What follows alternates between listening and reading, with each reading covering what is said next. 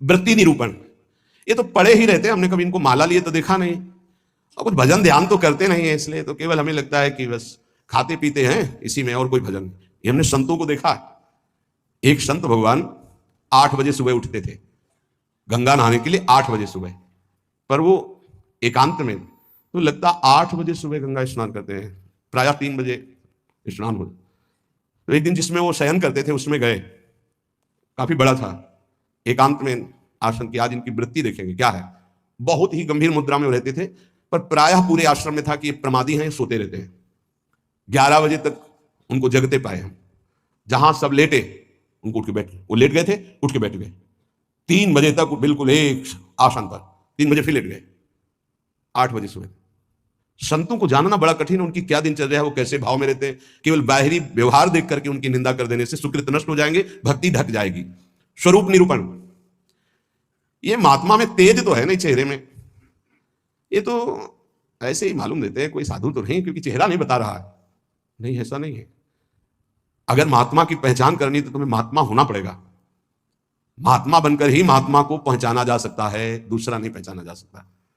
बाहर से किसी के रूप को देखकर थोड़ी तुम जान सकते हो कि रूप तो आप गौर से देखिएगा, किसी किसी की मांस भक्षण करने वाले का भी चमकता रहता है, मलाई रबड़ी खाने से भी रूप चमकने लगता है, थोड़ा सा संयम रखे तो उससे भी चमकने लगता है। अब वो महात्मा किस कोटि का भजन कर रहे हैं, कोई रूप से थोड़ी महात्मा का लेना देना होता है।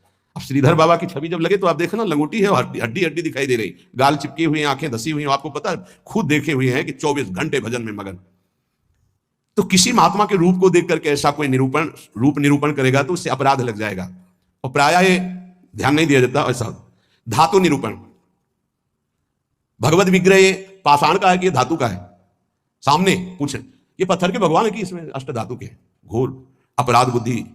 भगवत विग्रह सामने नहीं, भगवत विग्रह साक्षात अर्चावतार भगवान है, भाव उसमें। ये नहीं कि सामने जाके पूछे संगमरमर के बनी हुई, कौन सी धातु की बनी हुई भगवान है, ये अपराध। धातु निरूपण भगवत विग्रह या भगवत भक्त के पास, जैसे वैराग्य में धातु स्पर्श निषेध किया गया है, या तो संन्यास में नारियल का पात्र और वैष्णव जनों में रज का पात्र, धातु के पात्र के प्रयोग का निषेध है वैराग्य में। लेकिन जो महापुरुष हैं, मान लो उनको सोने की उथाली में पा रहे हैं, उनकी क्या स्थिति है। अब हम देख करके अपने वैराग्य का वहां भाव थोपे, वो स्थिति उनकी क्या है, वैराग्य का भाव थोपे तो फिर अपराध बन जाएगा। किस स्थिति में कौन महापुरुष है जानना मुश्किल है। सबको भाव से नमस्कार करके हम अपने भाव को सुरक्षित रखते हैं। तो वास निरूपण, ज्ञान निरूपण, जाति निरूपण, वृत्ति निरूपण, स्वरूप निरूपण, धातु निरूपण। वृत्ति निरूपण में ये भिक्षावृत्ति तो करते नहीं, केवल भंडारा खाते हैं। आपको क्या पता किसकी क्या स्थिति है, वो कैसे।